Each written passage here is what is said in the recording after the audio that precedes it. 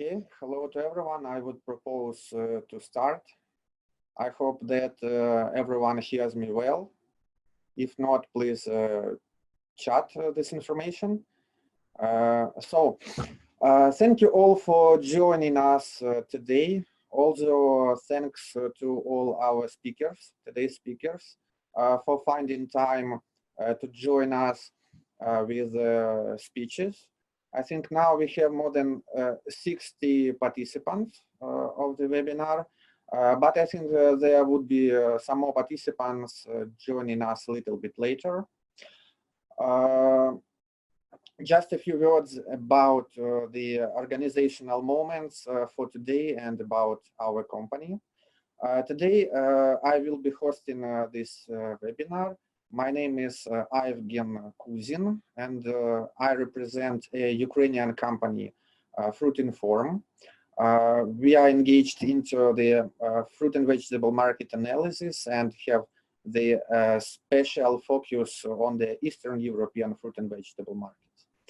We'll start from my presentation, and I will speak more about the current blueberry market situation in Ukraine, in Belarus, and in Russia. And also I will present the results of the market study of this blueberry market in the Eastern Europe. And this study was recently conducted by our company. Then we will have a speaker from Poland, Mr. Adam Paradowski from a company Plant Press. He will tell us more about the Polish blueberry industry, about the current situation in Poland, and about what is expected in Poland in the next 5 years. Then we'll switch over to Ukraine. We will have a speaker, Mr. Taras Bashtannik. He represents a company, a Ukrainian berry, and he is one of the leading growers and exporters of berries in Ukraine, especially blueberries. Then we'll switch over to some technological elements of the blueberry industry. We will have a speech by Mr. Oleg Bosy. He is a managing partner at the company Frutek. Frutek is a licensed blueberry and other berry plant nursery here in Ukraine. And Oleg will present his view on the recent technological developments in the Ukrainian blueberry business and his view of technological developments that are expected in the next 5 years. And at the end, we will move to like a global perspective of the blueberry business, and we will have a presentation by Mr. Andriy Yarmak from the Food and Agriculture Organization of the United Nations. And they will tell us more about the global trends in the blueberry business, about current trends, and about what he expects from the global business in the next 5 years.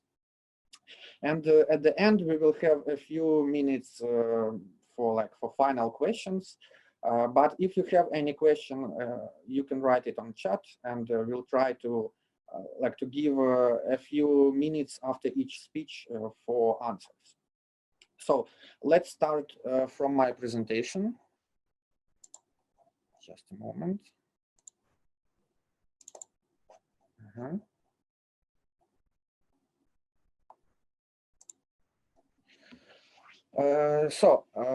Just a few words about our company.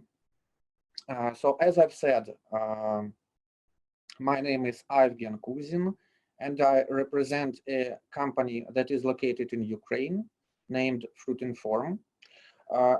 We are located, our headquarters are in Ukraine, but we've been analyzing the whole market in the Eastern Europe, or in almost any countries, like Poland, like Belarus, Russia, Central Asia, and some smaller countries like Moldova and Georgia. We've been engaged into the market analysis of the fruit and vegetable industry for more than 17 years, since the year 2003. And as I said, our focus is mainly on the Eastern Europe. As of today, we, as market analysts, believe that there is a considerable lack of real market information about the blueberry industry here in Ukraine, and especially about the blueberry industry in Belarus and Russia. For example, investors that are seeking for like market niches in these countries, they say us about really considerable lack of trusted information. In addition, for example, such information can be interesting for those who buy blueberries from Ukraine, or for those who supply inputs and equipment and other technological elements to the three countries of the Eastern Europe.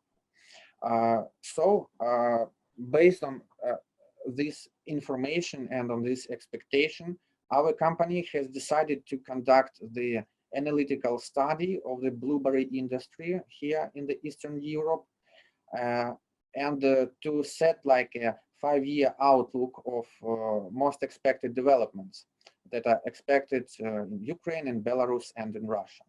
And such a study is already conducted and available for order on our website. And I would say that all participants of this webinar can be granted with an additional 10% discount for this study. And so a few words about the study. To conduct it, we decided to receive the most up-to-date information directly from all participants of the blueberry supply chain in the three countries, in Ukraine, Belarus, and Russia. We surveyed plant nurseries, we surveyed traders, we surveyed wholesale companies, but what is more important, we have made the survey of growers in these three countries. And the areas of surveyed growers covered about 53% of total areas under blueberries in Ukraine. In Russia, the share of such growers was 83%, and we also managed to cover by our survey about 46% of total areas under commercial production of blueberries in Belarus. Each grower was questioned with a very wide and deep questionnaire. So we asked them about their areas, about their varieties, about their technological elements, about their production plans, production costs, about labor force, certification plans, sales channels, export channels, and their general plans about for the next 5 years. Also, this study has like a set of historical data and historical analysis of areas, production, imports, exports of blueberries in the three countries, and of course for prices, both for imported and domestic blueberries. Also in the study, we provide our 5-year outlook for areas and price trends expected by the year 2025 in Ukraine, Belarus, and Russia. And also the study contains like a set of more practical information like blueberry production maps, like database of all statistical data, contact details, and for Ukraine, we have the examples of business plans for blueberry growing projects based on cases of Ukraine. And today I'm going to present you some results, some findings, some insights from this analytical study that we have just conducted. So let's try to answer two main questions of both the analytical study and this webinar. Why blueberries and why Eastern Europe? So blueberries are the most rapidly developing fresh produce categories in the Eastern Europe, and they are the most expensive among other berry crops in the both in Ukraine and Belarus and Russia. So for example, in the middle of July this year, prices of blueberries in Ukraine were 2.5 times as high as for other most expensive berries, like raspberries or blackberries. In Belarus, blueberry prices were twice as high as raspberry ones. And in Russia, blueberries were 2.6 times as expensive as strawberries. Ukraine is now one of the global leaders in blueberry area expansion, and over the past decade, Ukraine has increased areas under blueberry cultivation by 13 times. And since 2017, areas under blueberries in Ukraine were averagely growing by 43% per year. Belarus indeed has a long history of blueberry cultivation and is the main re-export platform for also for blueberries from banned countries in the Russian market. And indeed, Belarus can be considered as a pioneer in blueberry growing in the post-Soviet Union region, as the first commercial plantation of blueberry production was established in Belarus in early 2000s, while Belarusian scientists had started studying the blueberry and the blueberry crop in early 1980s. So Belarus has its own scientific basis of blueberry cultivation, and products of Belarusian nurseries are rather popular both in Belarus and also in Russia. Russia itself has been actively increasing blueberry imports and recently started its own growing projects. But of course, areas in Russia are not so large like in Belarus or Ukraine. So just 5 years ago, Russia ranked the 23rd largest importer of all vaccinium berries, but mainly blueberries in the world. But now in 2019, Russia is already the 12th largest buyer of these berries. And since 2015, Russia has increased imports of fresh blueberries fivefold, and at the same rate as Poland, it increased over the same period.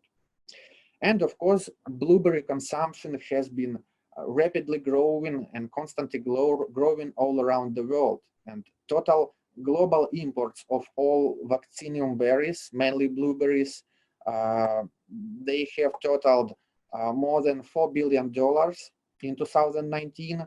And over the past 5 years, global imports of blueberries have doubled.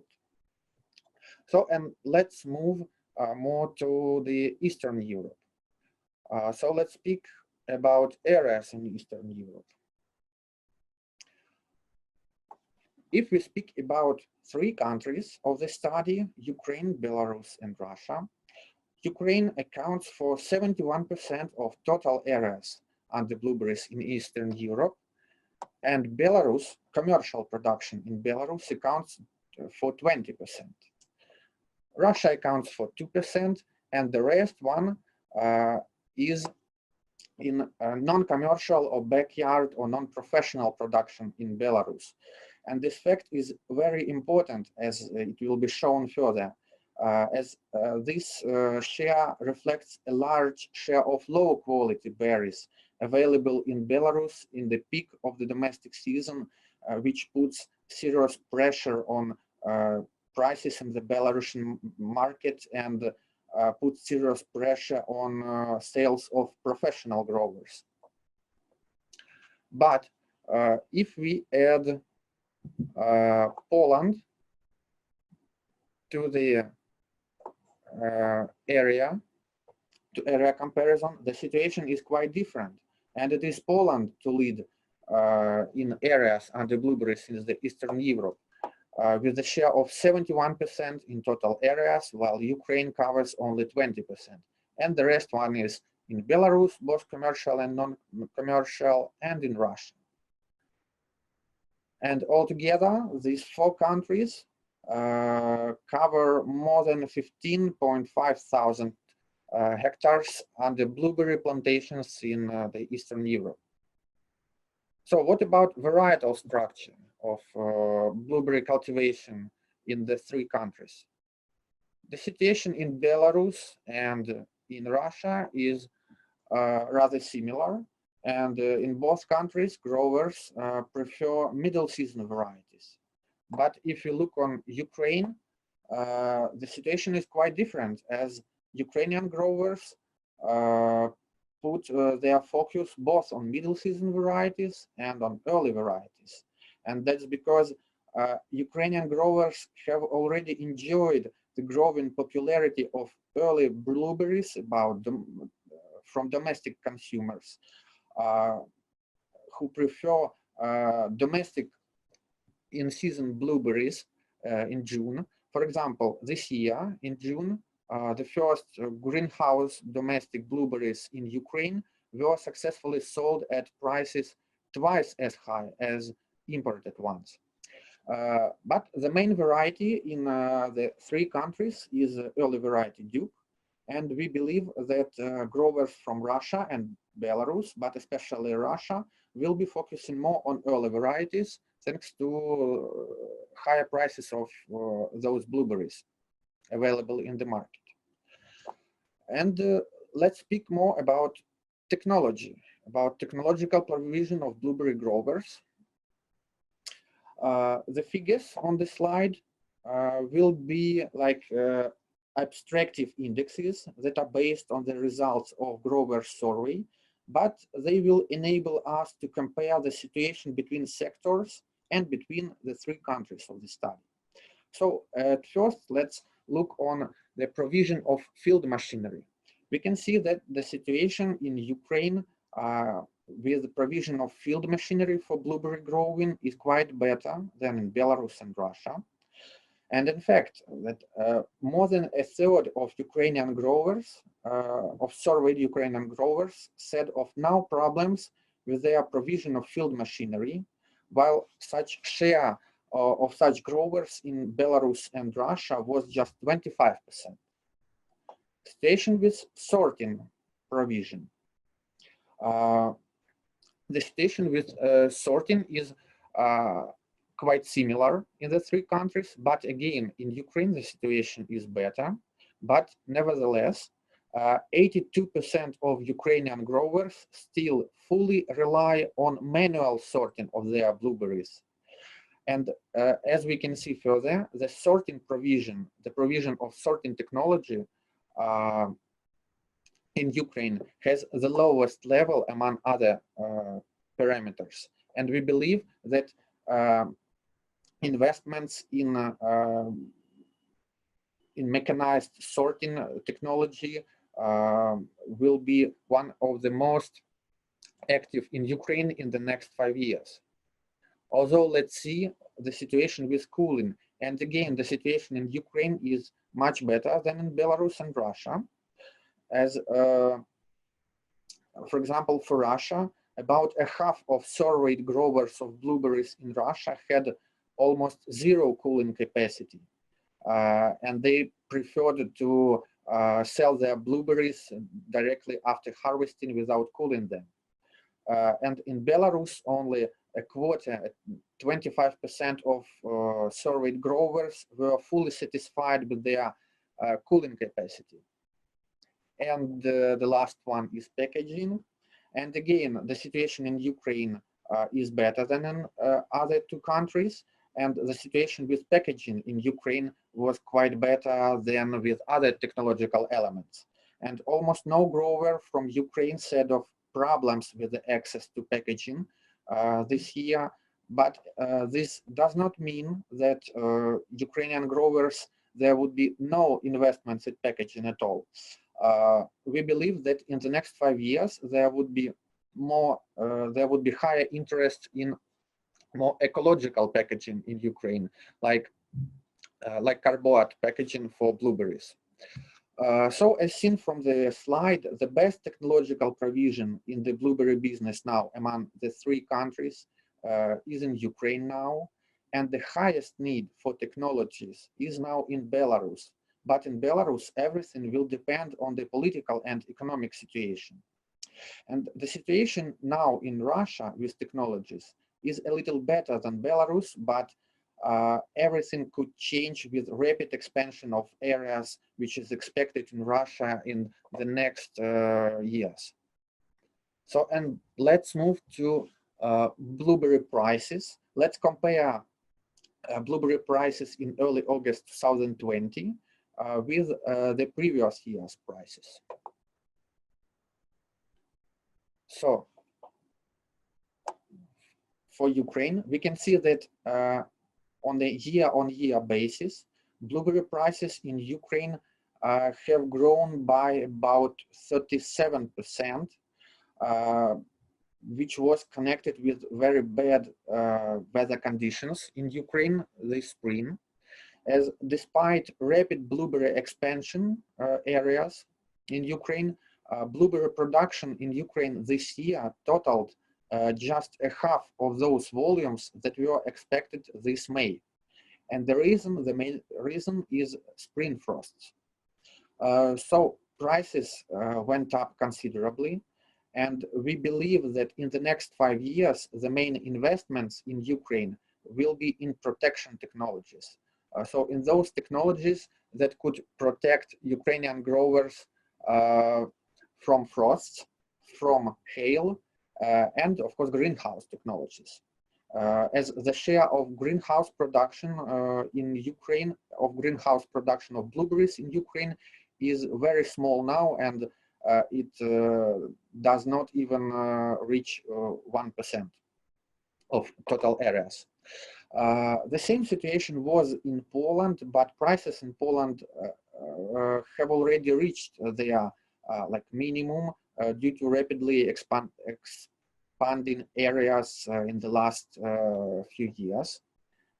And Belarus had the same frosts as in Ukraine and Poland, but prices went down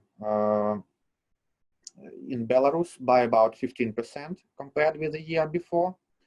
And the main problem in Belarus was quality of offered blueberries and lack of regular sales channels, especially export sales channels, because Belarus is now in exports fully focused on the Russian market.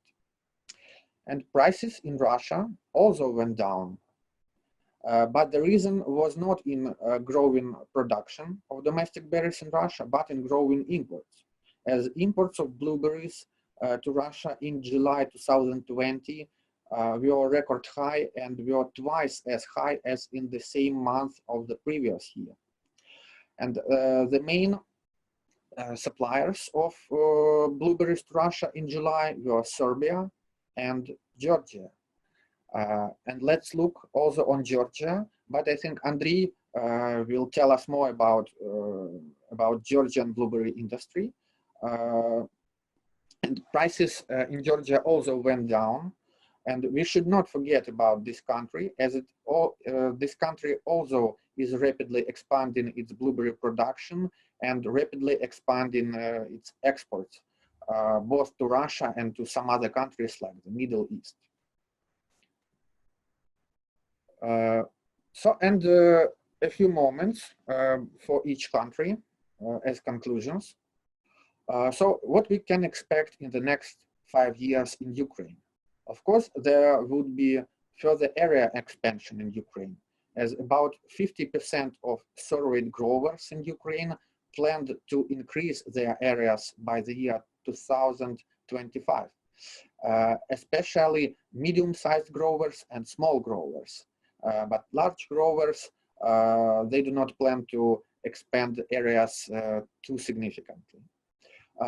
There would be a further development of domestic market in Ukraine, and as of today, we can already say of a kind of commodization of blueberries, and Ukrainian consumers got used to blueberries in summer, and they are getting used to blueberries off season. There would be new export directions. For example, already last year, there were some exports of blueberries from Ukraine by plane to the United Arab Emirates and to Singapore. And we believe that these export directions will be expanding, will be developing very rapidly in the next 5 years. And probably Ukraine will target Scandinavian market with its blueberries. As I said, there would be active investments in protected growing in Ukraine, in greenhouse production, in anti-hail and anti-frost systems. And prices generally are expected to go down, but everything will depend on the balance between area expansion and export development. For Belarus, as I said, the main factor in the Belarusian market will be political and economic situation. If everything is okay, then there would be some changes in varietal structure of blueberry production, especially there would be some more focus on early varieties. There, of course, would be further area expansion in Belarus and investments in cooling and other necessary technologies. And Russia will remain the main export market. If things are not going well in Belarus, then there nevertheless be area expansion, but at much lower rates. As for example, the lowest blueberry area expansion rates in Ukraine were observed in catastrophic for our country in catastrophic years of 2014-2015, when areas were increasing only by 15% per annum. If things are not going well in Belarus, there would also be some price problems due to low quality of blueberries during the peak of the season. And Russia will nevertheless remain the main export market for Belarusian exporters of blueberries. And for Russia, in Russia, we expect a very rapid area expansion. The rates would be much more rapid than in Ukraine and Belarus. And we also expect the entrance of large agri-holdings and large agricultural companies into blueberry production with huge investments. Also, there are some risks of fast development of low technology production, especially of growers that cover, for example, 1 or 2 hectares. And the situation could be like in Belarus during the peak of the season. But despite very rapidly growing areas in Russia, imports will still remain the main factor in the market, and imports will keep on growing. As regards main suppliers, Peru will still continue to press out chili from the Russian market during off-season blueberry season.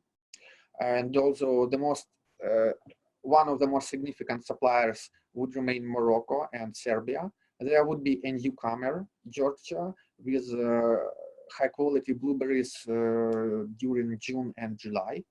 And everything will also depend on the control on the borders with Belarus, as Belarus before 2019 was the main re-exporter of European blueberries to the Russian market of Europe, from the European Union and also from Ukraine.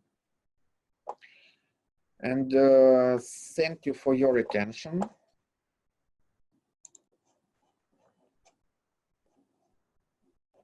Just a moment. Yeah, I'm back. Thank you for your attention. As I said, the study is already available. The study, the blueberry market in Ukraine, Belarus, and Russia. And please feel free to contact us on any questions concerning the webinar and concerning the study.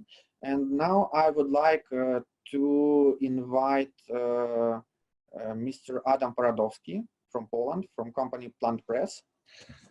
He will give us his view on the Polish blueberry industry and what he expects from Poland in the next 5 years. Good afternoon, ladies and gentlemen. Thank you for the invitation and hosting my presentation. Unfortunately, I cannot show you such a beautiful slides, but you need to see my face and listen my 10 or 15 minutes speech. I would say in case of the blueberry,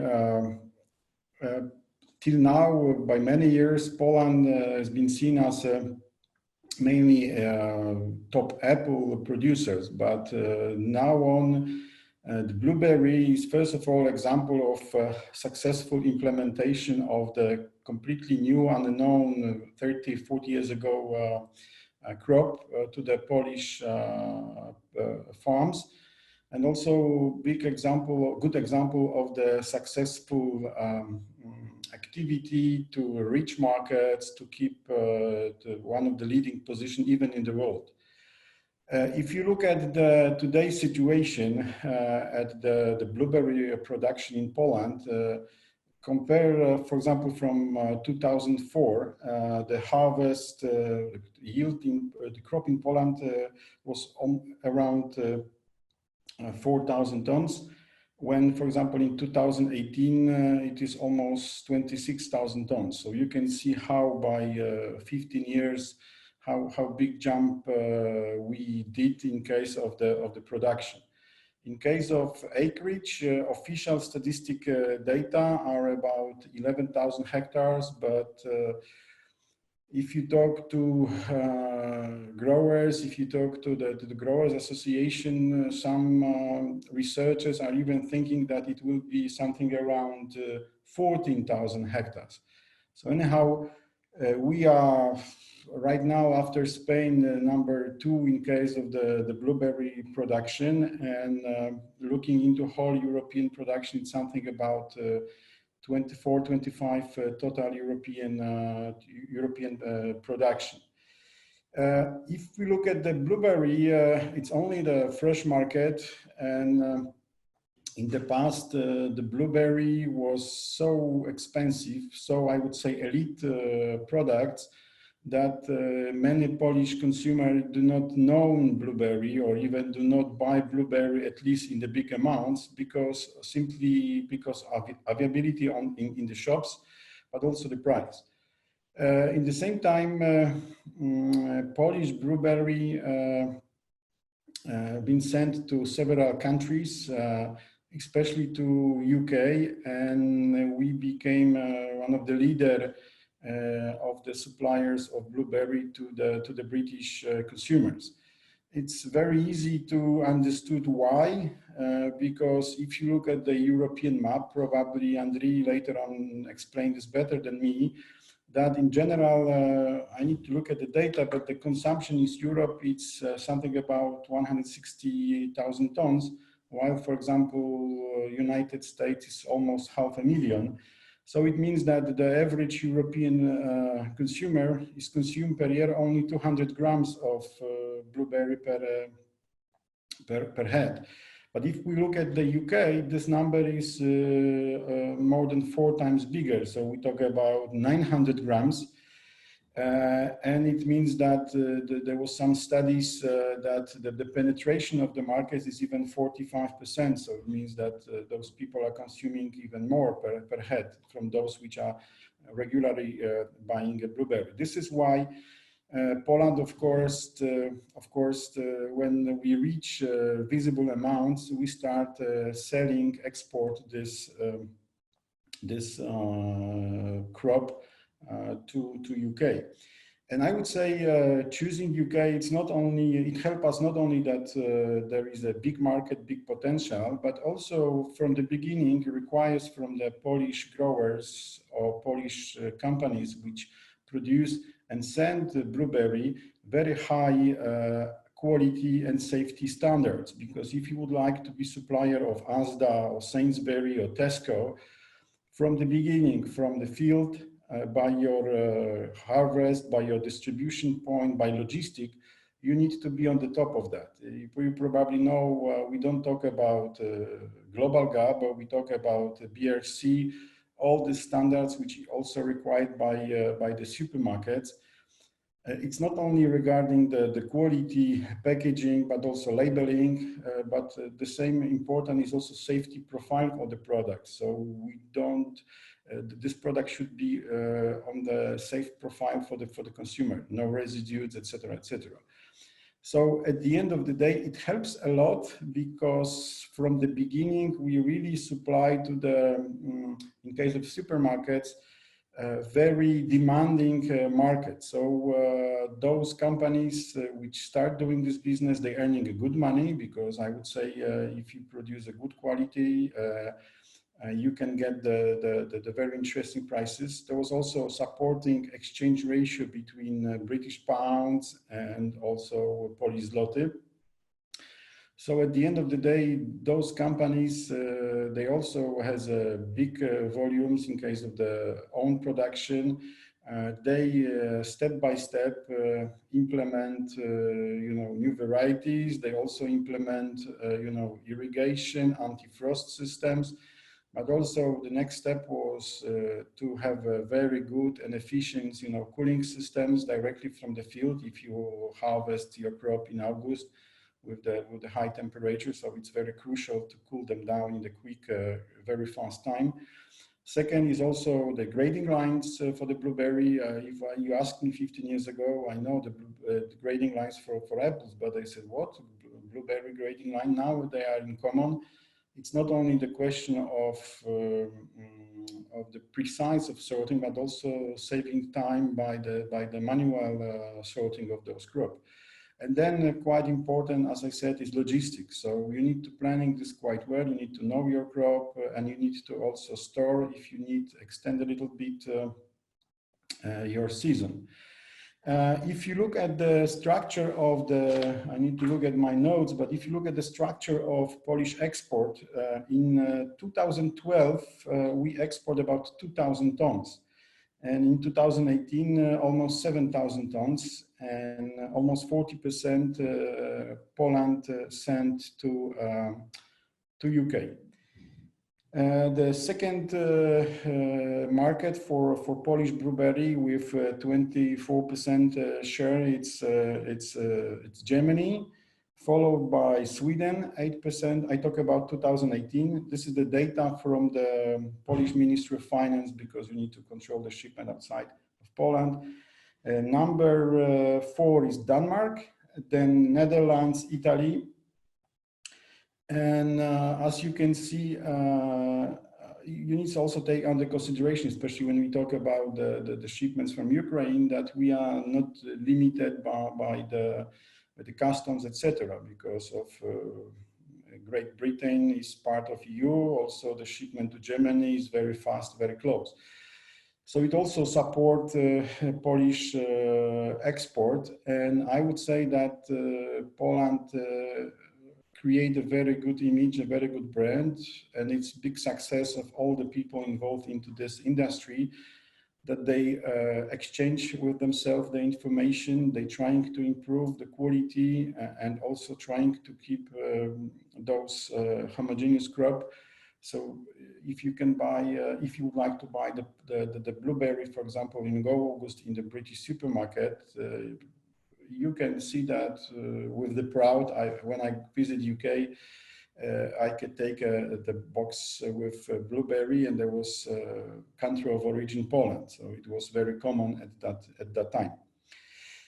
Unfortunately, life is not always easy, and Poland is not the only country which would like to be present on those markets. We need to also take under consideration the climate and the localization of Polish farm, and depending from the weather, this season can be shorter or longer.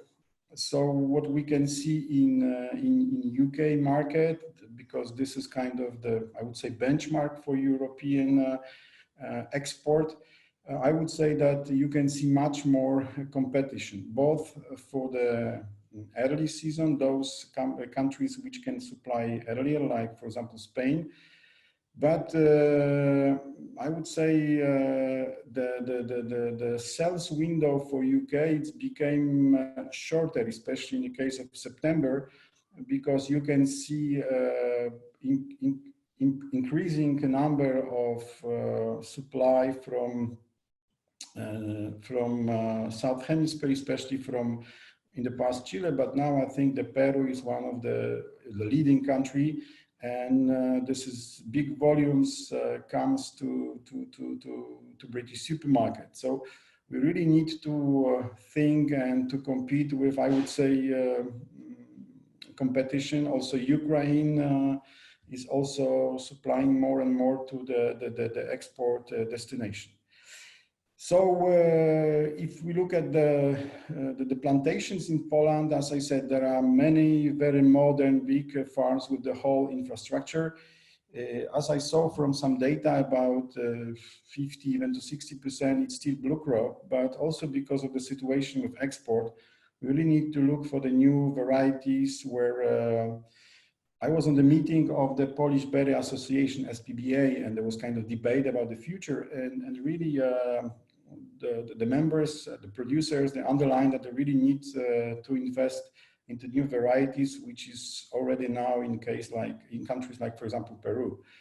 So this is something which, of course, will happen. There are tests of new varieties, but still, as I said, half the Polish production is blue crop, which is it's good variety with good productivity, but the problem is that it's available almost at the same time. So you can see this famous peak of the season when the prices go down. We also don't know what will be the situation in case of export with Brexit, how it is influenced. This season, we do not see this as a big issue or big problem.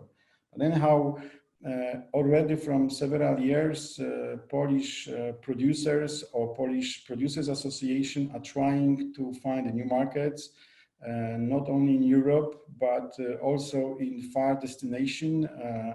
Probably you've seen Polish blueberry at Fruit Logistica Berlin, and also you heard about the shipment to the Asian countries, successful shipment, but of course we talk about shipping top quality of the blueberry.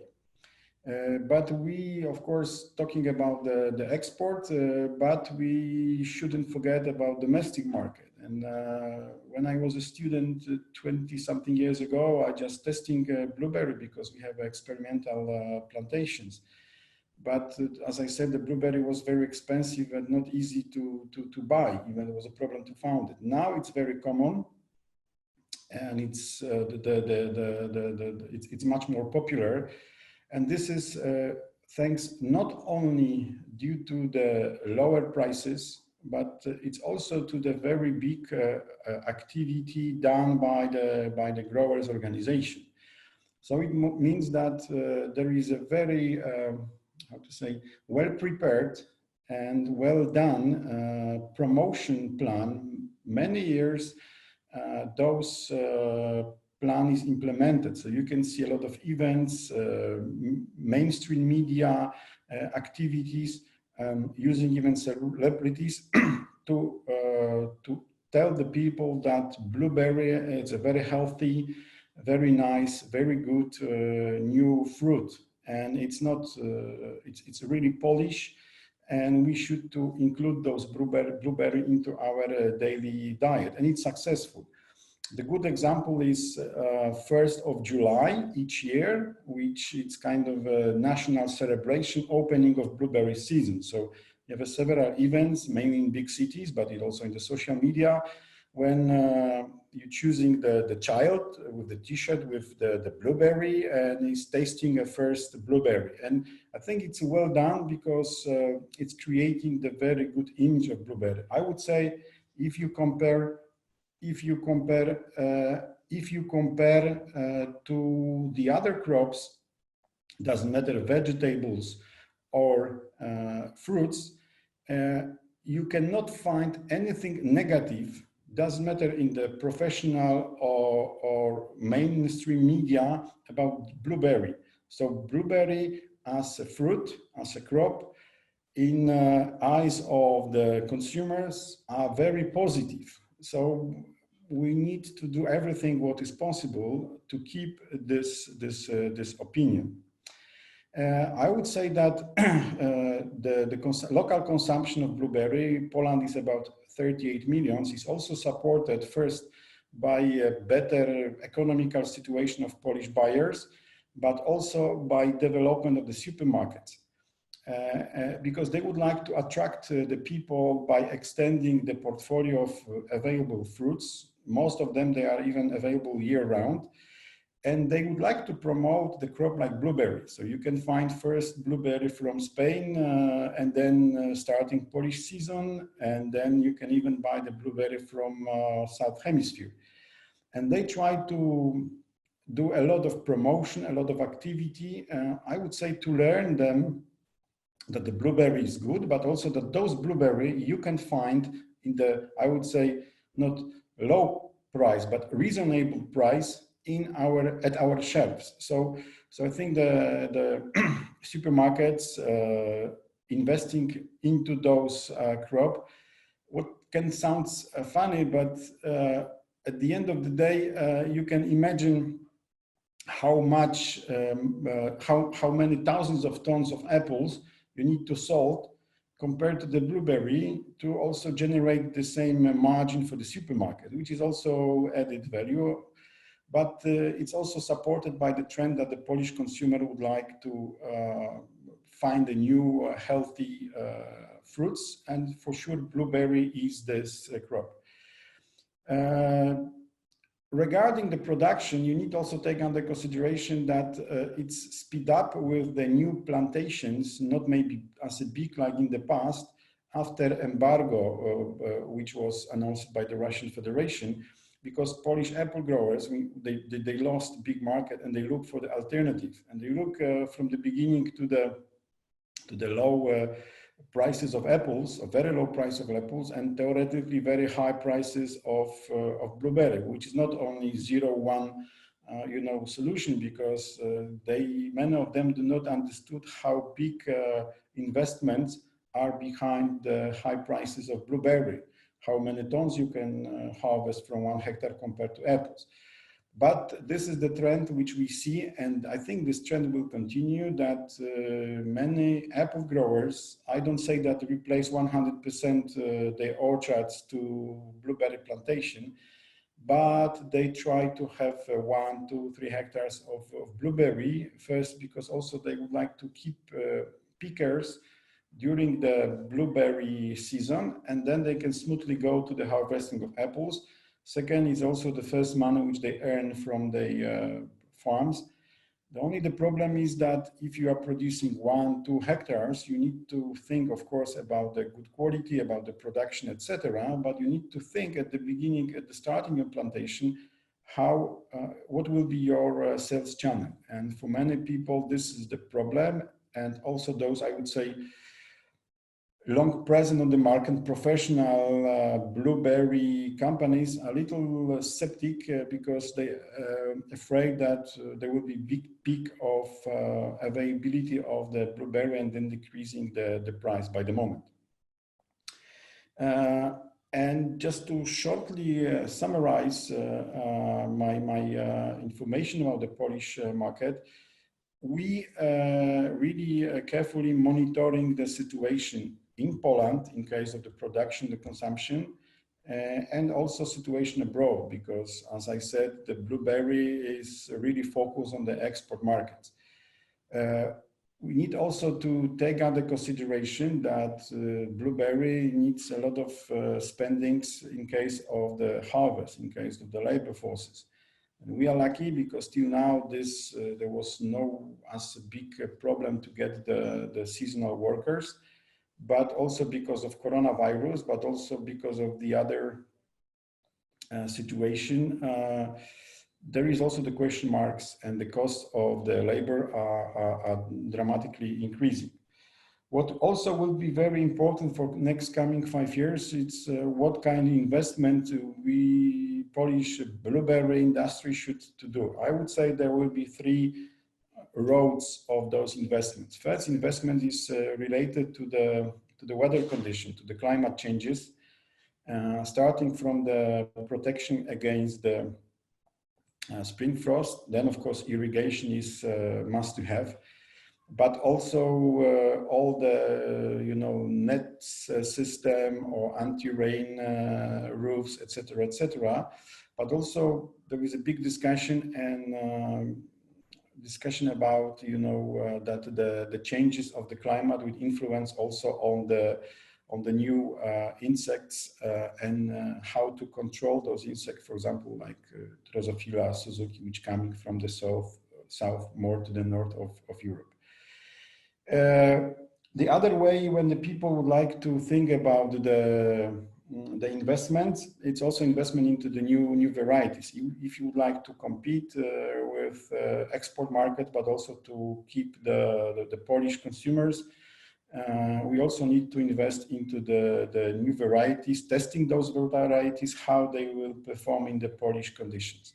And the last type of investment, I would say quite almost the same important like the new varieties and the new systems of the production, is investment into marketing and the promotion of the blueberries, both to the new markets, to the new destination, because look at the European map, we talk about the big consumption UK, there is a big consumption in Germany, Netherlands, Belgium or Switzerland, but there is much more countries on the map when people also can eat much more blueberries.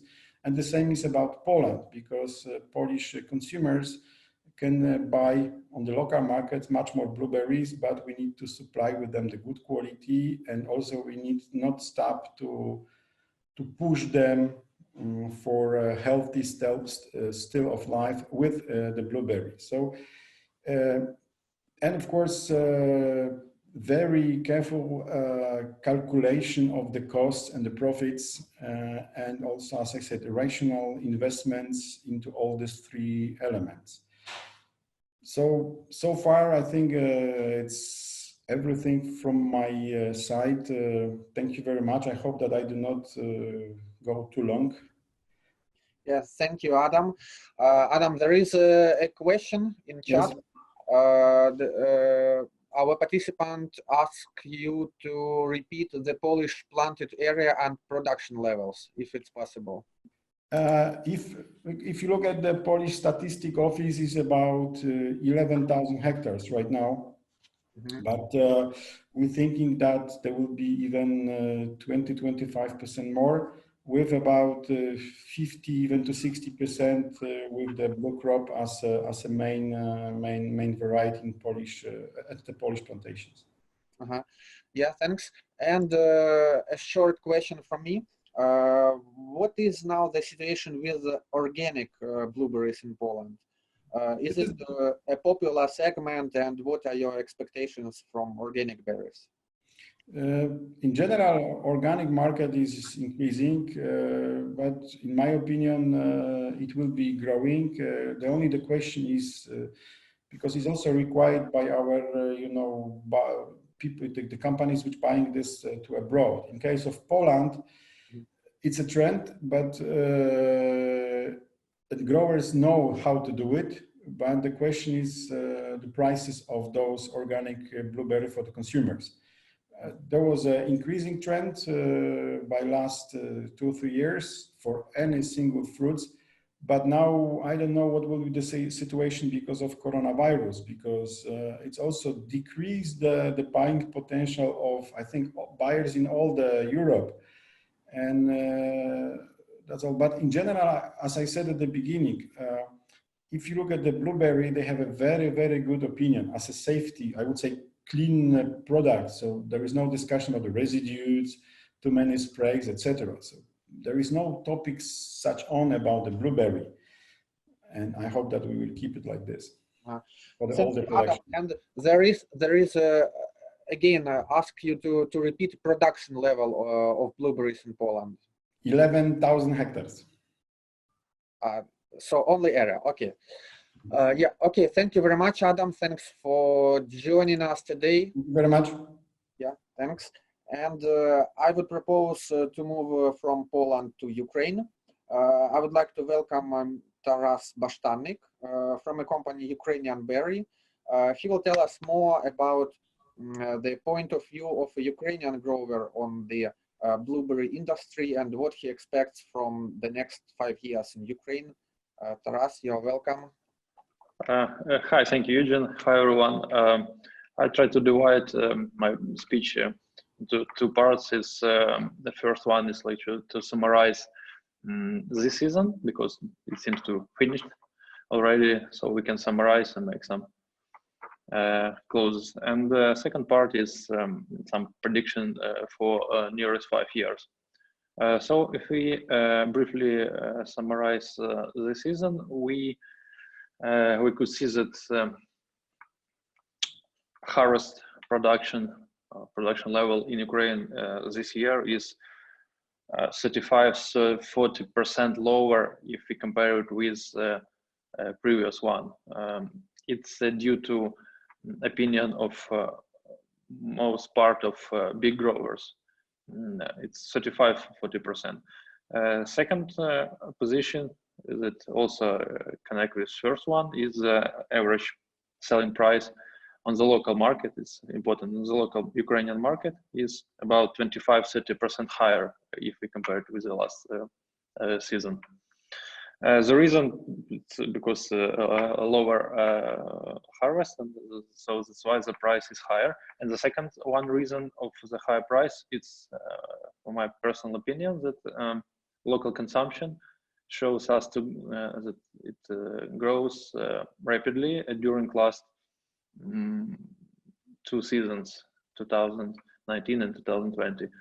And next position for this season, that of course that the level and volumes of exporting of fresh blueberry to European countries is lower than previous season, because honestly speaking, major part of export to European Union companies provides one big company, and they also lost a lot of berries and a lot of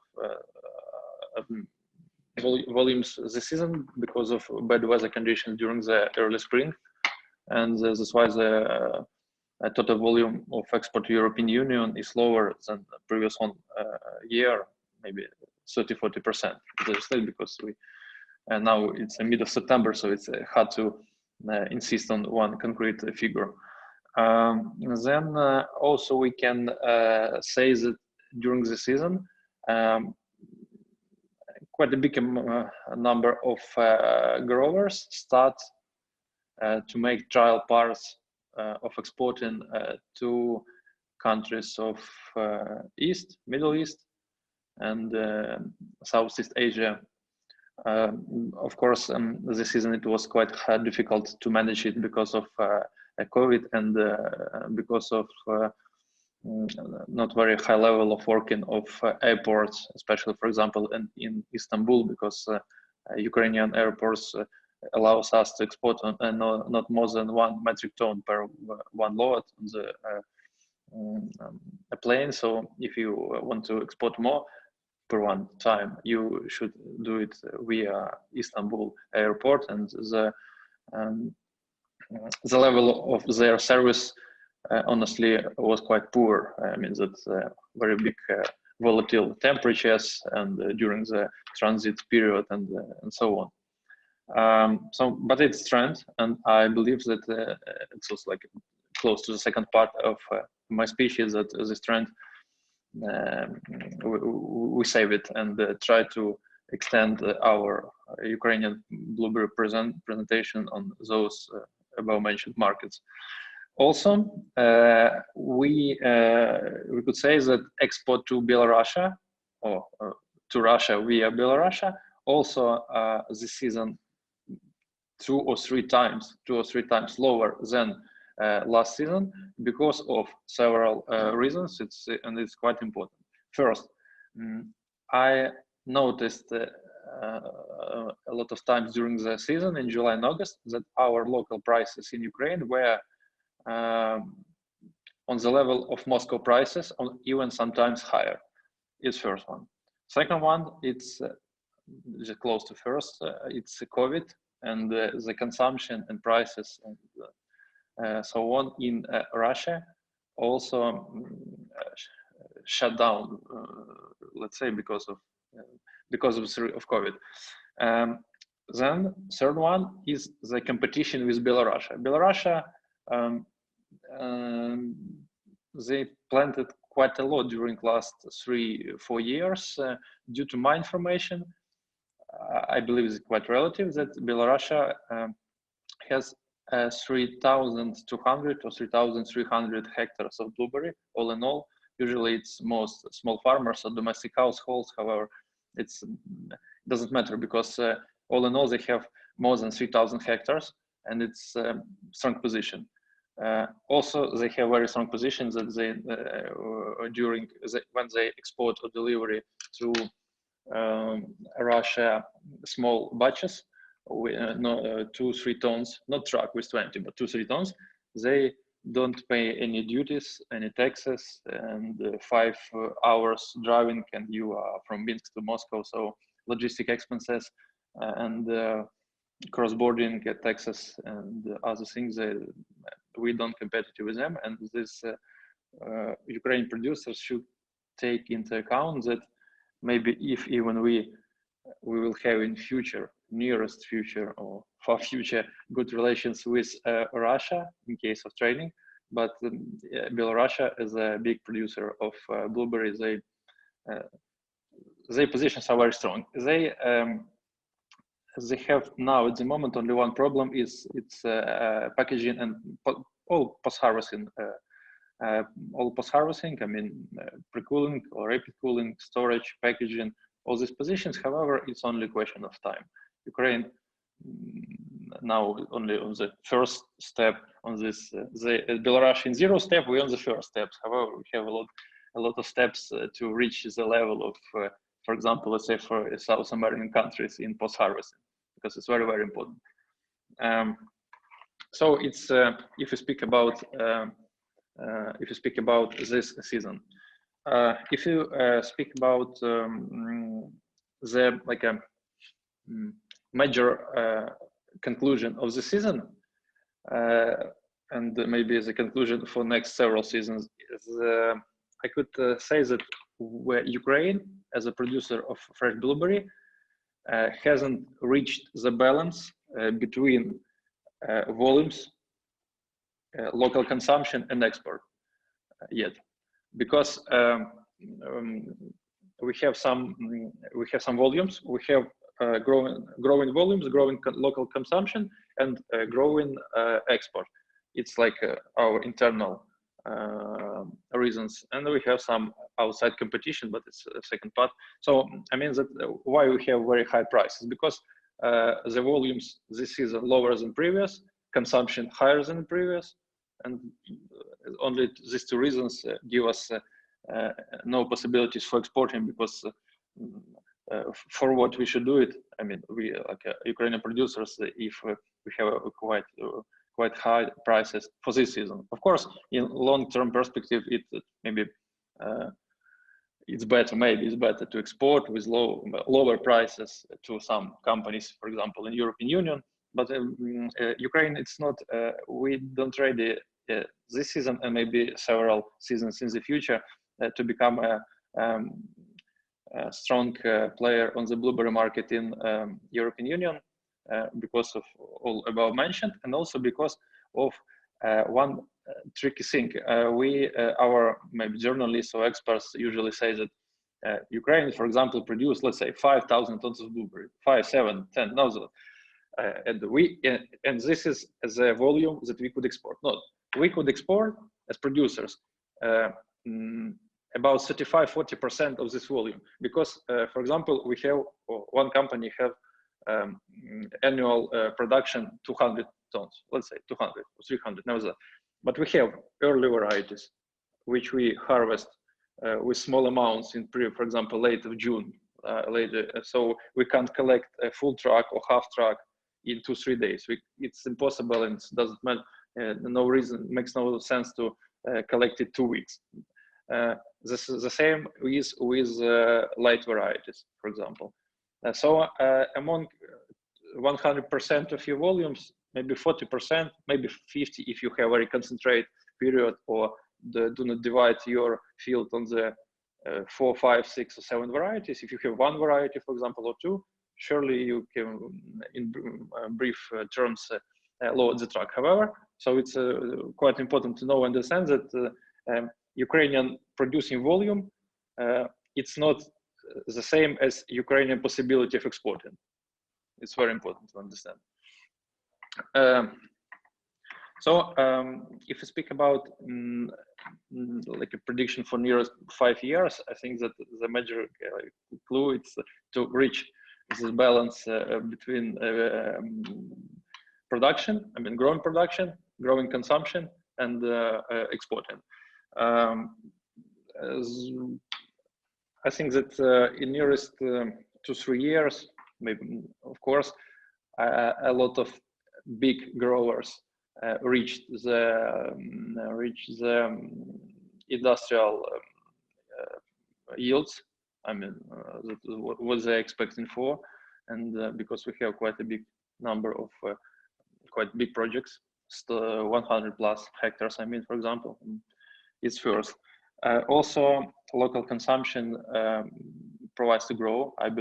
I'm sure, and also Ukrainian companies who are on the market at the moment and who will try in nearest years to export, they will teach from season to season how to work, how to guarantee quality, how to work with pesticides, how to pre-cool, how to store, how to export, all this post-harvesting, also growing moments.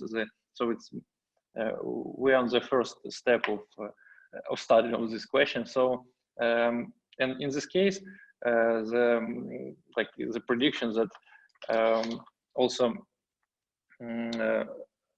acreage will grow. Maybe some of my colleagues with the next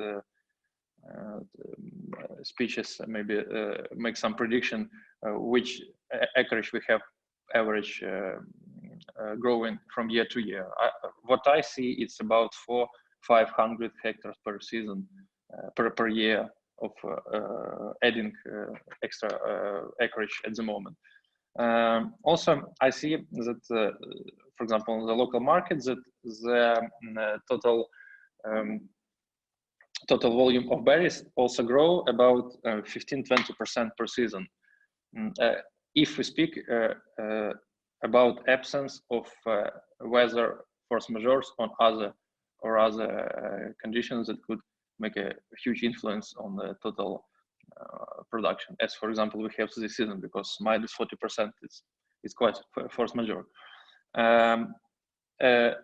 Growing the volumes of export, of course, first of all, I believe to European Union countries, because it's the only one now for me big and stable channel of exporting, because Russia and Belarus, as I mentioned, not stable, and the Belarus is quite a huge competitor, will be, and now and will be also.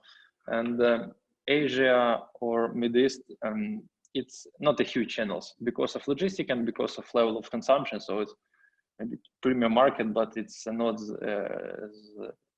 about thousands of tons. Growing of local market, of course, it's also very big opportunity, especially if the prices will become slower. And about the prices, I think, but it's hard to predict, that if everything is okay from year to year, the price should be lower 10-15% from year to year in years 5 years. But if it's everything just to some schedule, about the problems that Ukrainian blueberry producers could face with, lower prices, of course. So business plans everyone could revise, and fight for labor, and it's global problem. This season in Ukraine it's not a problem because of COVID. However, it could be a big problem, as well as the problem of weather and lack of moisture or lack of rain, snow, and regular hails. So climate change, we see it. We see it during the last 5 years, it's for sure.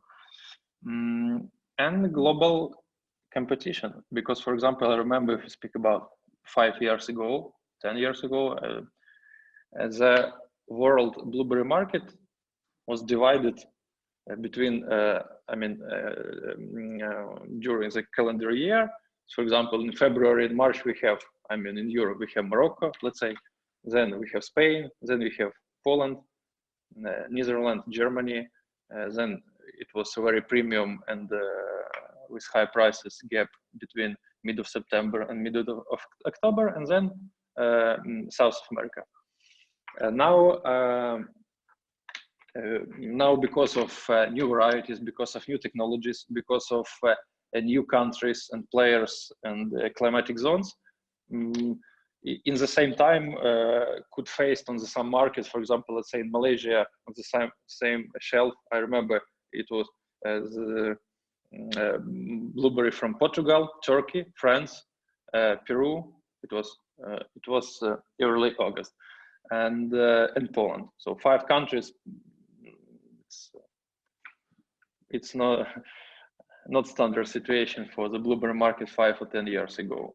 So if you summarize, it's not a bad prediction.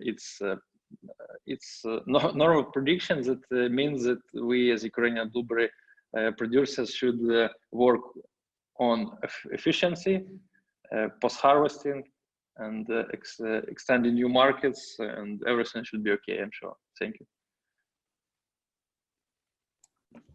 Yeah, thank you, Taras, for sharing your vision of the Ukrainian blueberry market developments. I've got a short question for you. As far as we know, you grow not only blueberries, but also some other berries. And how do you think in the next 5 years, will blueberry be the leading category for you? Or maybe some other berries will also be like important for your business? What are your plans for other berry crops? Okay, thank you for the question. If you speak about a fresh market and our position on the map, for example, and our borders, the blueberry is the only one stable and predictable position for exporting, for example, in fresh conditions. Mm-hmm. It's for our region and for our countries. For sure, Ukraine could, for my opinion, could develop sweet cherry on the south or from south of Ukraine, and it's also very interesting position for exporting, especially to Middle East and Southeast Asia. It's if you speak about fresh. If you speak about frozen, it's opposite situation. That cultivated blueberry is not very interesting for the moment. Not very interesting for frozen because the price is twice lower if you compare it with fresh one. With raspberry situation, that 95% of raspberry we freeze and export as frozen goods because shelf life of grown in open field raspberry, it's quite risky, tricky, poor, and also plus borders and long and difficult logistic to European countries. It's honestly it's unreal to export as fresh. However, the premium price as well as in blueberry. So for us, major crop is fresh market. It's blueberry in frozen raspberry. Yeah, thanks, Taras. Thank you for joining us today. Yeah, and I would propose to move to more technological point of view.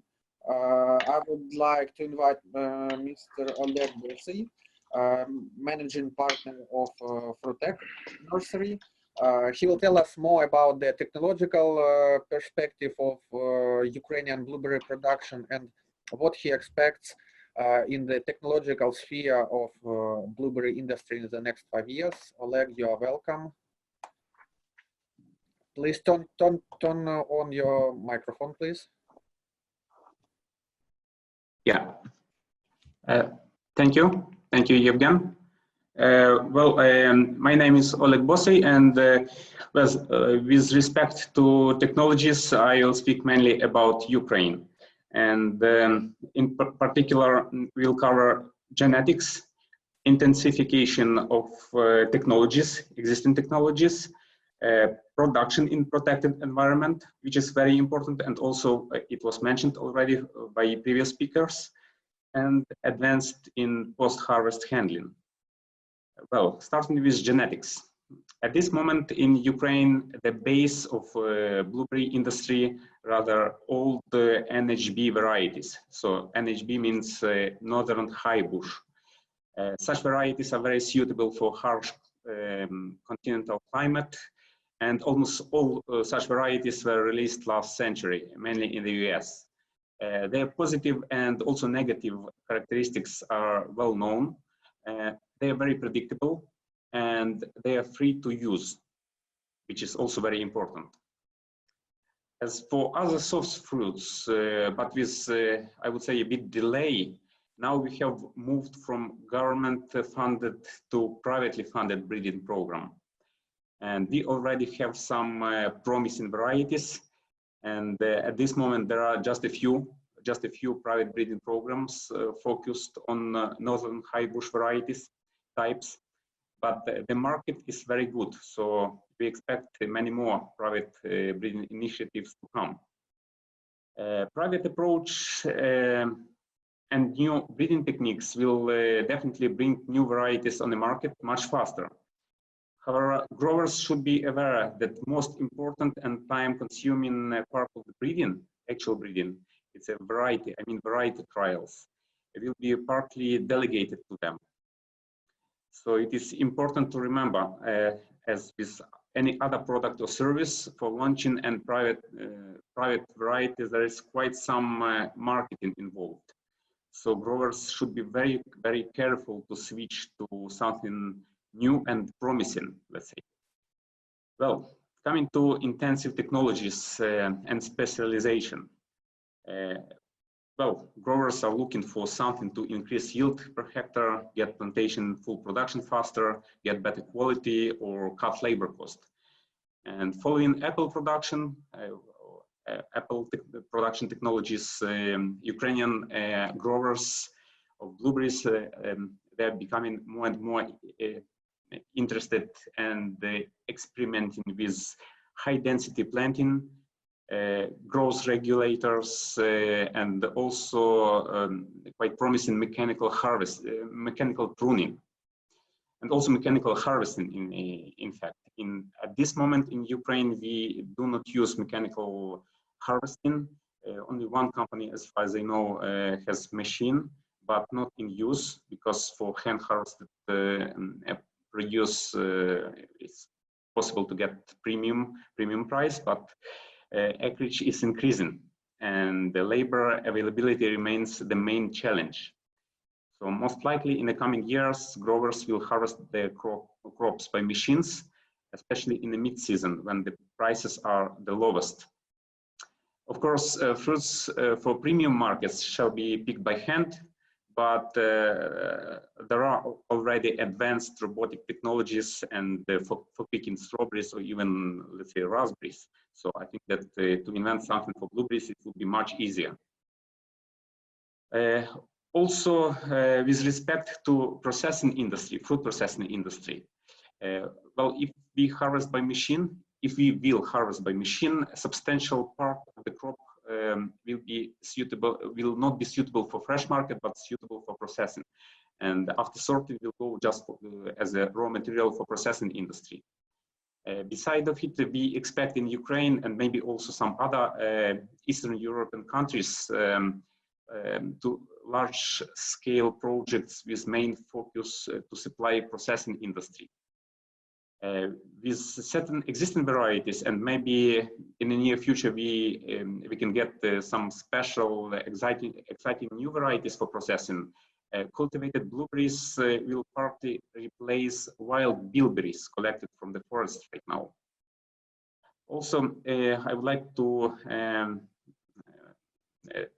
talk about a bit about organic technologies. And all such technologies in Ukraine is still challenging for the growers, but indeed demanded by the market. And in Ukraine, we have several successful organic projects, but currently speaking, they may be called successful just because of the market situation. So definitely organic growers will need to improve their efficiency to stay or remain competitive. With respect to production in protected environment, weather remains the main factor limiting yield and impacting quality of soft fruits, all soft fruits produced in open field. This year is a good example, as Taras and also Yevgen already mentioned, that the price of blueberries in Ukraine increased by 1/3. And if we speak about the lowest price on the market end of July, I would say by 50%. And This is the outcome of spring frosts and the rainy season during blooming time. And to manage all the risks connected with harsh climate and challenging weather conditions, growers need to invest in plastic tunnels, protective covers, hail nets. Well, such investments per hectare is double or even triple if to compare just if we speak about just to plant 1 hectare open field. So for instance, hail nets will cost you double of that, at least. But besides efficient risk management, such development would ensure much better quality, longer shelf life, and it means more bigger market, as well as more efficient integrated pest management.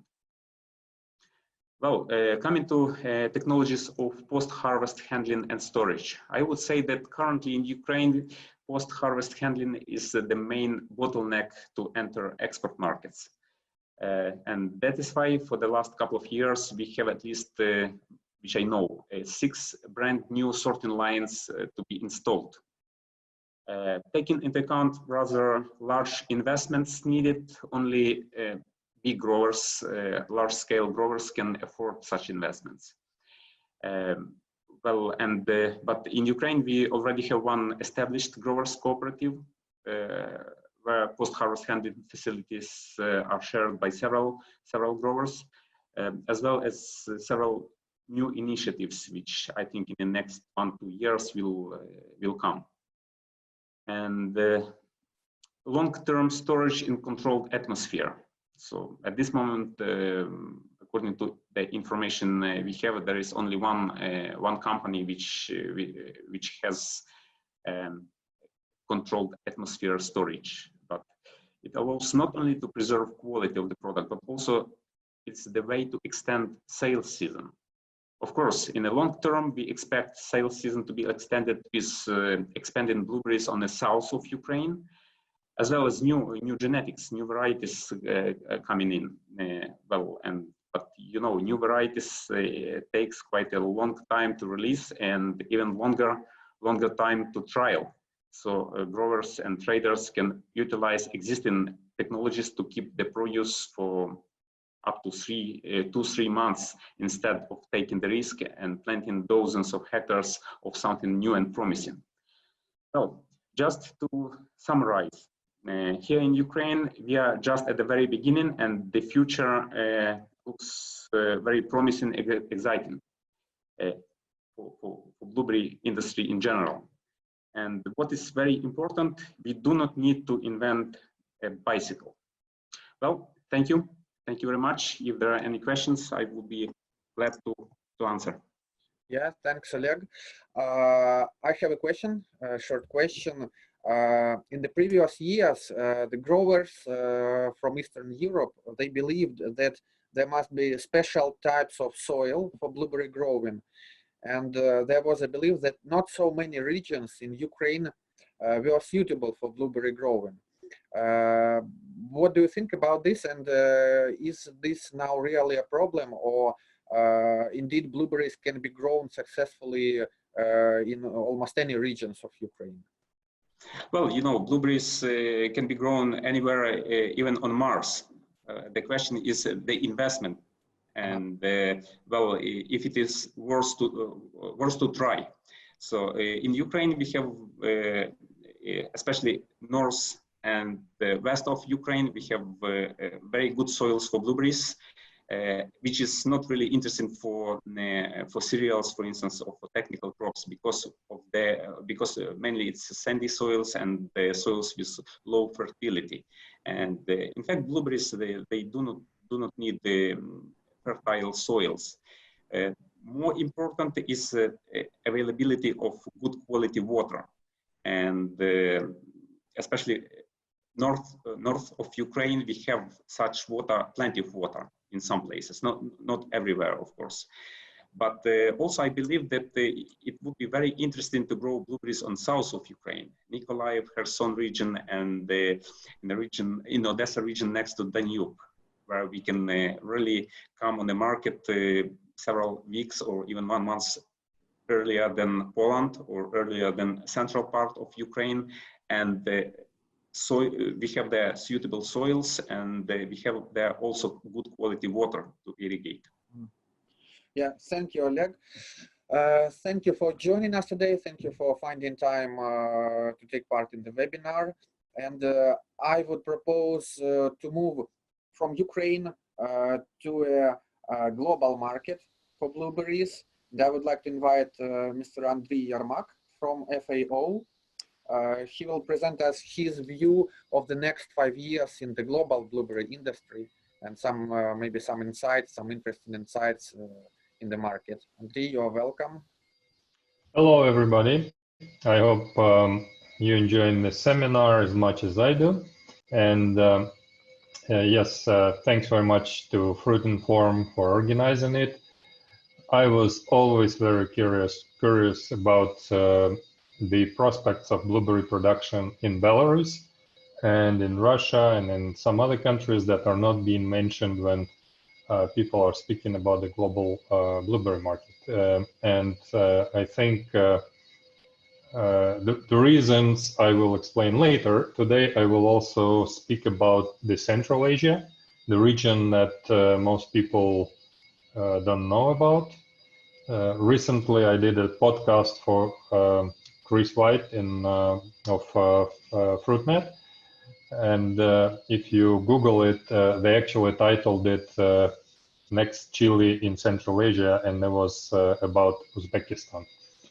So it's not so much about the world market that I'm gonna speak today, but about some interesting things happening in this particular region.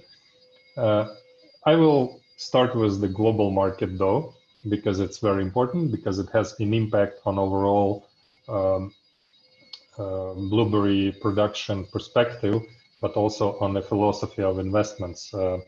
When people invest in blueberry production, they have something in mind. And I know a lot of mega projects in this region, and I'm a little bit scared that people will actually do them, because there are projects like 1,000 hectares, boom, immediately. And these projects are in countries, of course, like Russia. So anyway, looking at the global market, why blueberry is so popular, why blueberry is so important.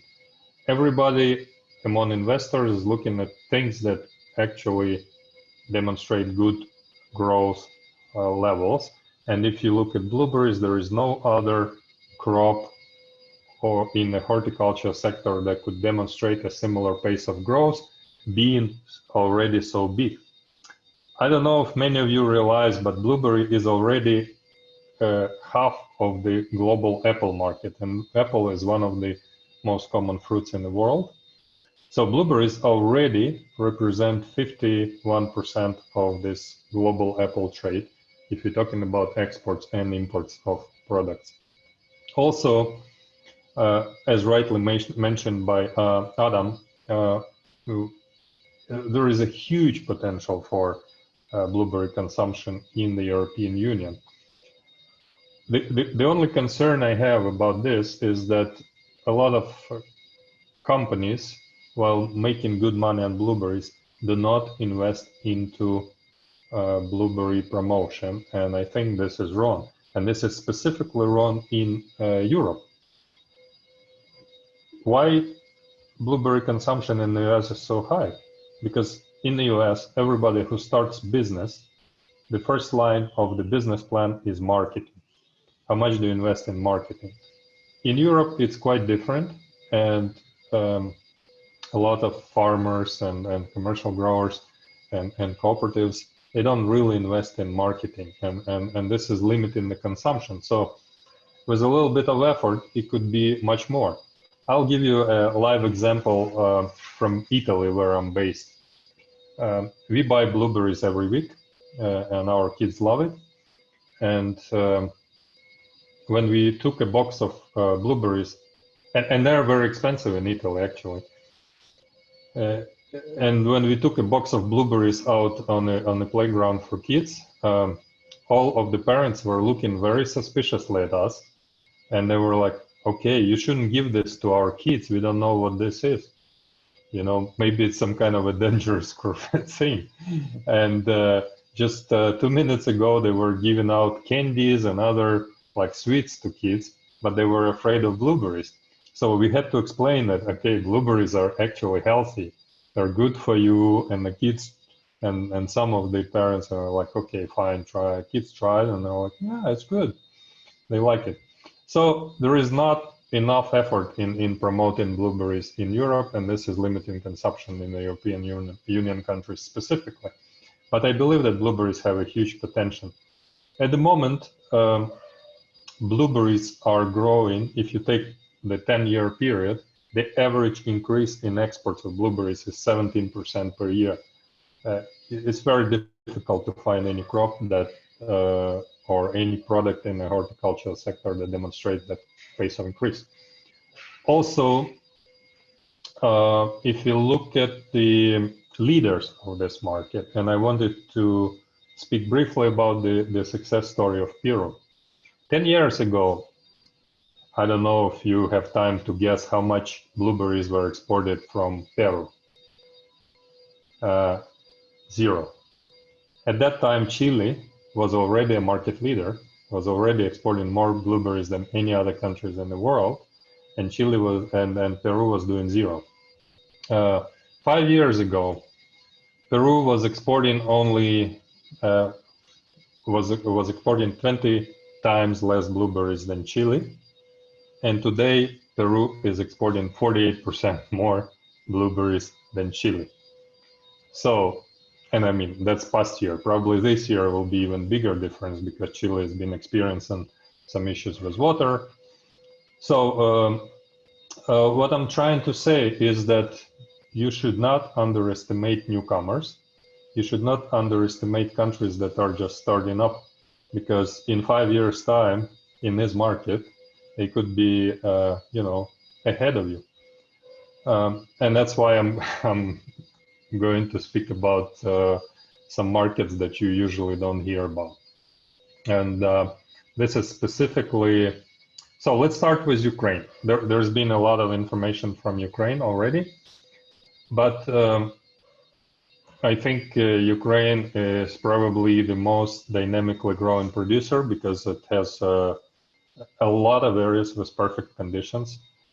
Just for information of people who don't know Ukraine well, it has a land area that's equivalent to Germany and France combined, if you're talking about agricultural land. So there is, there is no land limitation.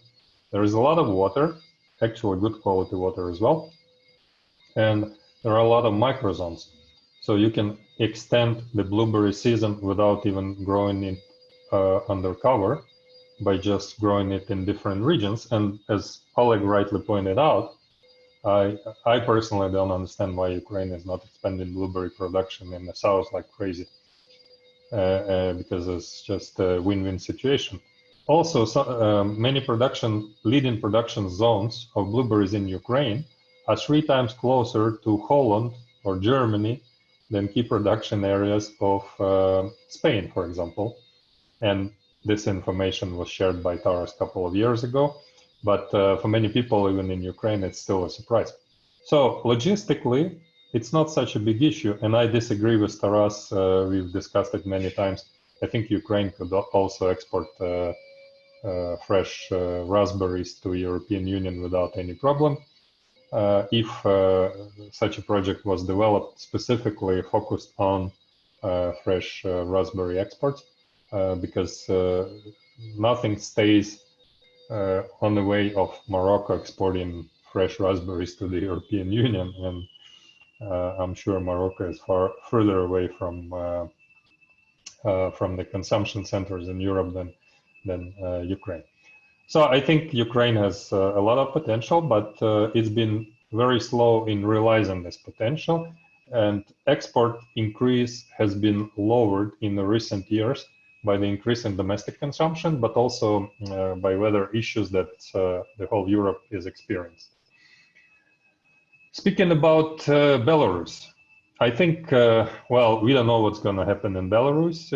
At the moment, there is a problem. There are problems. But generally, if we put politics aside and if we assume that everything is going to be more or less stable in Belarus, this country also has a lot of potential for production of blueberries. Belarus, unlike Ukraine, doesn't have a huge selection of crops it can profitably produce. So for growers in Belarus, it's like one of the very few crops which can do very well in the conditions of Belarus. Actually, soils in Belarus in most areas are perfectly suitable for blueberry cultivation. So I think Belarus has a lot of potential. And speaking about Russia, Russia has mega projects. I know some investment funds that are gearing up to invest significant amount of money. And when I'm saying significant amount of money, for Ukrainian companies, it would be a crazy amount of money into production of blueberries in Russia. Also, there are still some government-funded programs that could subsidize this production, although they're drying out, considering the Russian difficulties in Russia's difficulties in the area of economics and finance, government finance. But it's still, has perfect conditions, many areas where blueberries can be produced. And Russia, this year was the worst for Russian consumers on record for many years. The incomes declined, the exchange rate was going crazy, Russian ruble was devaluated. And despite that, and despite being locked up, because there was a quarantine, that they didn't call quarantine though. Russia has increased imports of blueberries off season. I think 2 or 3 times. I don't remember exactly, but there was a huge increase in imports. Just imagine if there was no problem and if incomes were stable or growing, Russia could consume a lot of blueberries. And the popularity of blueberries is growing in Russia, Ukraine, Belarus, and all of these countries. Now moving to the region of Central Asia. And I'm talking about Uzbekistan, Tajikistan, Kazakhstan, Kyrgyzstan, these countries, former Soviet Union republics. These countries have significant potential for blueberries, although local consumers have no idea about blueberries and local farmers don't know anything about growing blueberries. We've promoted it a bit, and it's changing very fast. Just to give you an example, in Uzbekistan, if you're wealthy and you have a wedding of your kids usually, it's a must to have fresh blueberries on your wedding table. It's like one thing that you should always have if you would like to demonstrate that you're a successful person, fresh blueberries. And I think it's a very good sign. And they pay $40 per kilo, sometimes $50 per kilo year-round for fresh blueberries in the retail of Uzbekistan. Of course, it's a remote country. It takes a lot of money to ship blueberries there, but there is nothing that prevents them from growing it there. I always compare Uzbekistan and some of these countries neighboring Uzbekistan with Chile, because it's also very remote. It has very interesting, very dry and very sunny climate. It has access to fresh water, good quality fresh water, not everywhere, but in most zones. And it's not using it very efficiently, let's say, because drip irrigation is just getting there. It's not everywhere. They're using flooding irrigation for most of their production. And I've already heard about some very large projects to grow blueberries in Uzbekistan. And this is like hundreds of hectares. People in Uzbekistan, investors in Uzbekistan, when they do something, they don't want to do 1 hectare, 2 hectare. They usually go like, okay, let's do 300, 400, 500 hectares. That's kind of the mentality there. Of course, they make a lot of mistakes. But generally speaking, Uzbekistan is one of the fastest growing exporters of fresh produce in the world already. It's already among top exporters of many items. And I think I'll give you one example about apples. They start harvesting early varieties of fresh apples at the end of April. So, I mean, they can get blueberries any time of the year pretty much, especially if we're talking about the southern areas of Uzbekistan, southern areas of Tajikistan. This is quite possible. So there is a lot of potential there. And of course, these countries can serve Russian market, but they're also well positioned to serve markets of India, China, and possibly Southeast Asia, because air transportation is developing also pretty well. Of course, volumes aren't huge when you ship by air, and unfortunately for these countries, they're landlocked, so container shipments is not an option there. But if things improve in Iran, for example, they could have a pretty good chance of tracking the containers down to the ports of Iran and shipping from them. Anyways, this is the region that's really got a lot of potential, and the one you should look at most definitely in your leisure time. If you have any questions about this region, we work there, we have people there, professionals. We would be happy to introduce you to these countries and also the key players in these countries. I've heard a lot of questions today, or I've seen a lot of questions about processing of blueberries. Of course, processing of blueberries is happening already in some countries, like in the US, where you have combine harvesting and a lot of optical sorting and stuff like this. I think mass processing of blueberries will probably make sense once the wholesale price or farm gate price of blueberries goes down to 2.5 euros per kilo. And of course, I mean, most people will say that it's not happening anytime soon. And I would agree that probably this level of price would be very hard to achieve very soon, unless Peru continues to plant 2,000 hectares per year. Then I think in Peru it's going to be a reality very soon. But generally speaking, I'm really betting a lot of hopes that the global market leaders of blueberry trade will put more money into promotion of blueberries. And I think this is inevitable, that if you want to expand the blueberry consumption, we have to also offer processed products. It happened to all of the key products, and it's going to happen with blueberries. And it's already, as I said, happening a bit in the US and some other countries. But in Ukraine, this year we received a lot of requests because China allowed Ukraine to export frozen blueberries, but not fresh blueberries for some reason. And of course, everybody was looking for frozen blueberries, but there is no frozen blueberries in Ukraine to export to China. So it didn't work. Speaking about further expansion of blueberries, it's not so rosy because if we expand production in Europe of blueberries, then something has to decrease. So if something is good, it has to be like from the fruit sector or from the snack sector. Are we going to beat snack people? I don't know. They're investing billions of dollars into advertising. I'm sure that blueberry traders will beat apple traders, because apple traders are not investing even as much as blueberry investors, because traders, because Apple is already a low margin business. But in terms of consumption, we will have to fight for our consumer.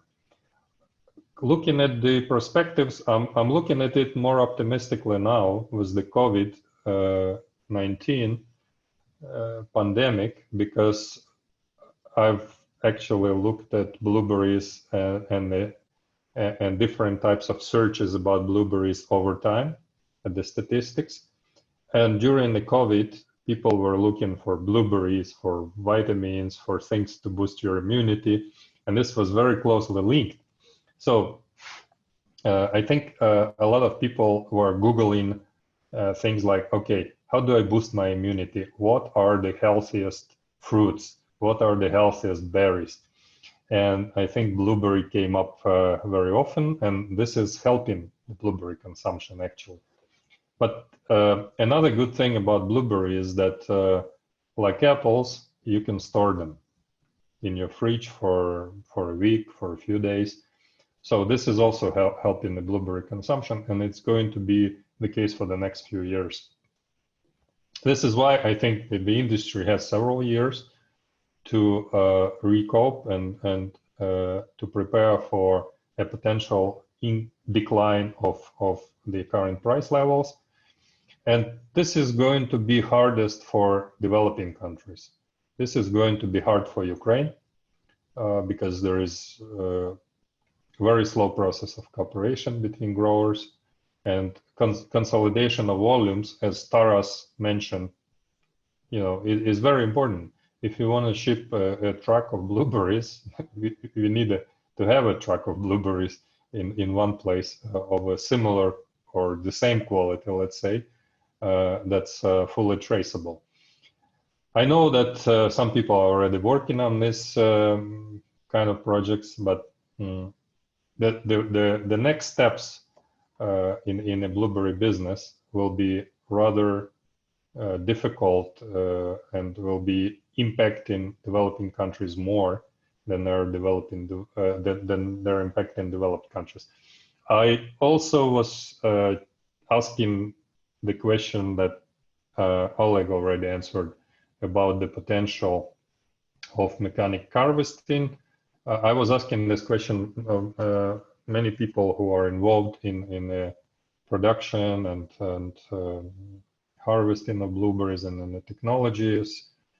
And I think most people agree that this mass scale mechanic harvesting is not happening like within the next 5 years, which is good news for developing countries, and which is not good news for developed countries again, because again, with COVID pandemic, even Poland is experiencing problem with pickers.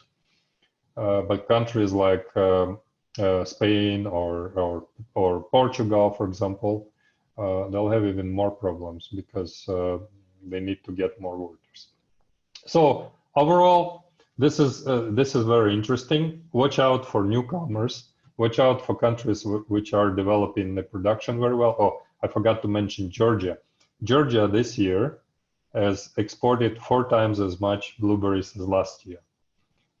Just in 1 year, 4 times. Of course, volume is not huge yet, but I think starting next season, maybe in 2 seasons, we're gonna talk about thousands of tons of exports of blueberries from a small country of Georgia. So there are countries that are small that you usually don't pay attention to, but they have their market niche because Georgia can supply blueberries after Spain, but before Ukraine and Poland. So in this window, they're feeling pretty well. They actually shipped blueberries for several years already to the United Arab Emirates. And, there are several countries like this that are looking and finding niches in the blueberry production and exports. So thanks, everyone. Be happy to answer questions. I see a lot of questions there, but I didn't read them yet, so I hope Zhenya will read them for me. Sure. Thanks, Andrei, for interesting presentation, for your view of the global blueberry market. We have a couple of questions to you. The first one is, I think, from Peru.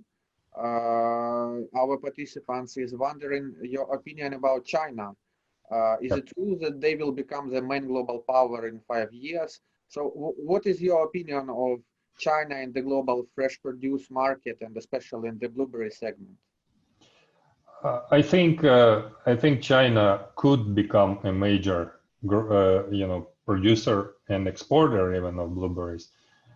and there is nothing that stops China from doing anything, anything they want. They're a superpower. They have enough people. They have a problem with labor, actually, not with the with access to labor, but with the very high salaries they have to pay to get people back to rural areas and making them work. But I think that agricultural and fresh produce sector of China is undergoing major transformation. And it's happening faster than we expected. They are moving away from extensive production into intensive production. Yeah, they can afford it. So I think it's possible, but I cannot, I'm not in China, so I cannot really speak for China. But you know, there are a lot of surprises in China, and it's very hard to predict what is happening there. It still is a very regulated environment, business environment, and if the Communist Party of China or the government of China decided that blueberry would be a strategic crop, I mean, they could do pretty well. Mm-hmm. Yeah, another question from Peru. Our participant is asking, what's the main Peruvian blueberry producers' strength that helped Peru to beat their competitors from Chile? Yeah, well, I think it would be better if they explained it, but well, as an outsider, and I've been to Chile several times, I've never been to Peru. So as an outsider, as an observer of the global market, I would say that Peru, as a newcomer, was just trying harder. Also, Peru has a wider market window, and they did a good job on getting big volume fast, and also learning from the experience of Chile, because in their case, logistics is everything. And while Chile spent, billions of dollars probably promoting blueberry in North America, as a very affordable crop, Peru just jumped on it and made it even more affordable. And there is one thing that you should really remember. As market gets more saturated, specifically in North America, the focus is going to be moving towards quality. And there are a lot of issues when you're doing a big volume. And the quality, by quality, I mean how ripe the fruit is when it arrives to the consumer. And I've heard a lot of opinions in the US from the American consumers that, hey, blueberries are disappointing in the winter because they're hard, they're not mature, they're not ripe. So I think this is going to be a focus of any successful grower, to certify that the taste of these blueberries is going to be good. Also, this is a very important observation for growers in the developing countries, because they're mostly trying to use the cheapest possible seedlings, and then open license varieties. But consumers are already looking for varieties that are tasty. So this is also a very important thing to consider for newcomers if people are considering investing in blueberry production. Mm-hmm. Also a question from Frederick Vogel from the Netherlands. Hi, Andrei. Only thing what is not working in Uzbekistan is that they don't acknowledge or don't respect plant breeding rights. Can you say something about that?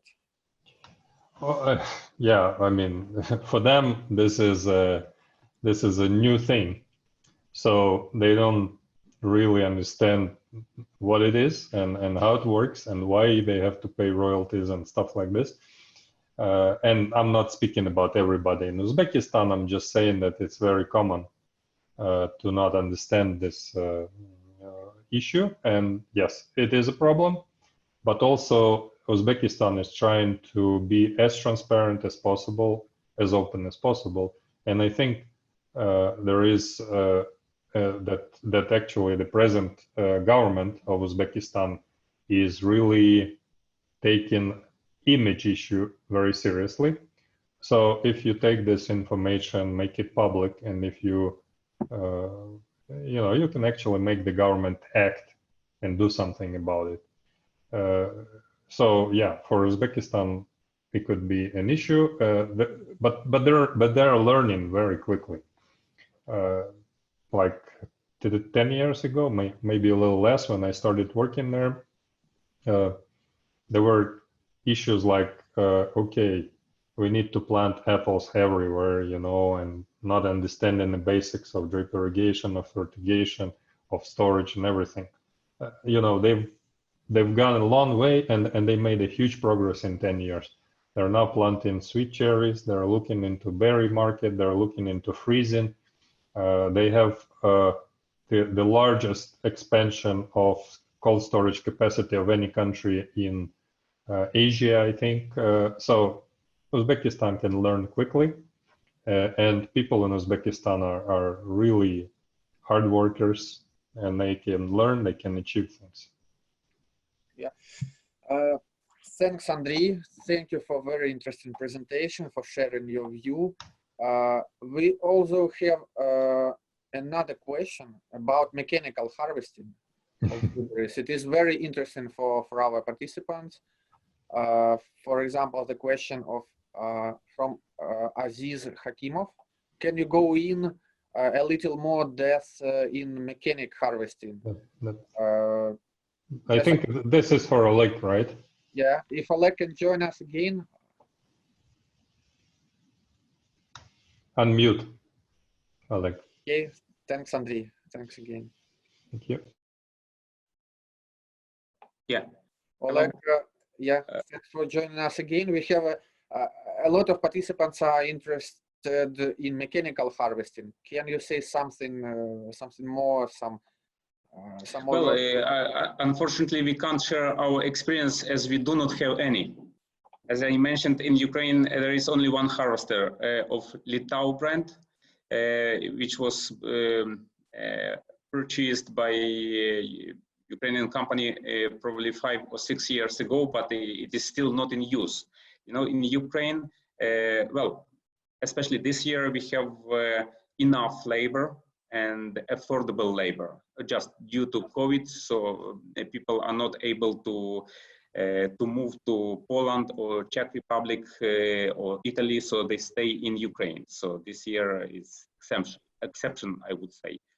But I would expect mechanical harvesting to start in Poland first, probably in Spain, and maybe later in Ukraine, because here, at least for 2-3 years, we still can have affordable labor to harvest by hand. And I would say that for Ukraine, it would be one of the competitive advantage, that we are still able to harvest by hand when other countries cannot afford it.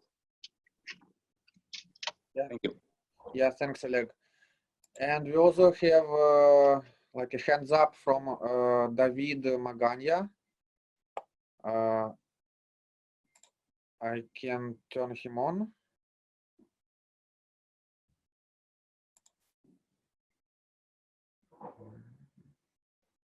Just a moment.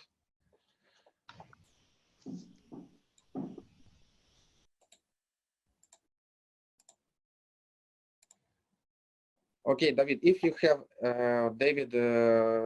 sorry, if you have any question, you can simply write it in chat.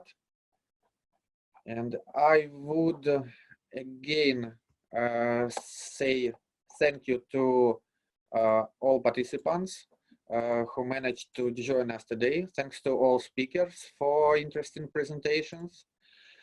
And I would again repeat that the study conducted by Fruit and Forum is already available. Please feel free to contact us on any questions if you have regarding the webinar and regarding the study.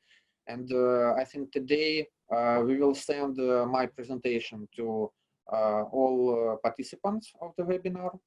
And also the recording of the webinar will be available on our Facebook page. So thanks again. It was very interesting. We had about 95, 96 participants, and from a lot of countries. Thank you very much.